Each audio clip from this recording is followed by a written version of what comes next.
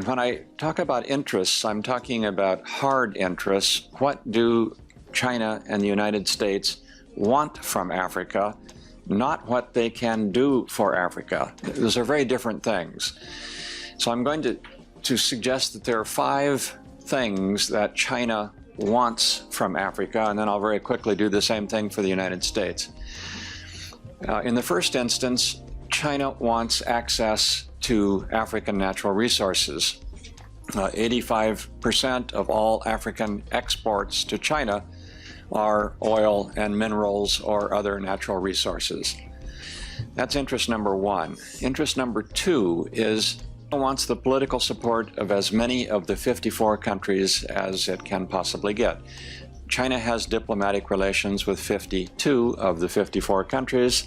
Burkina Faso and Swaziland recognize Taiwan.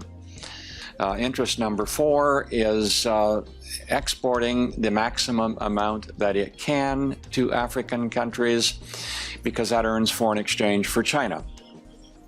The 5th and the last interest that China has in Africa is to avoid all of the potential negative problems that could negatively impact Chinese interests or the Chinese presence in Africa or in the waters around Africa or conceivably even in the Chinese homeland. Now very quickly, what does the U.S. want from Africa? And that is that the U.S. wants to have access to African ports for U.S. naval vessels.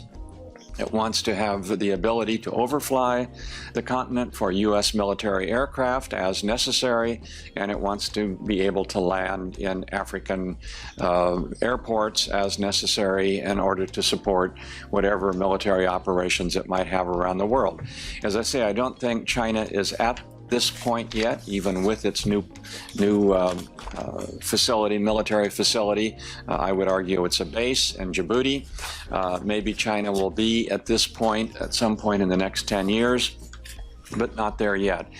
Let me just say also generally that the one thing about Africa in terms of the China-Africa or the China-US connection is that it's essentially neutral territory.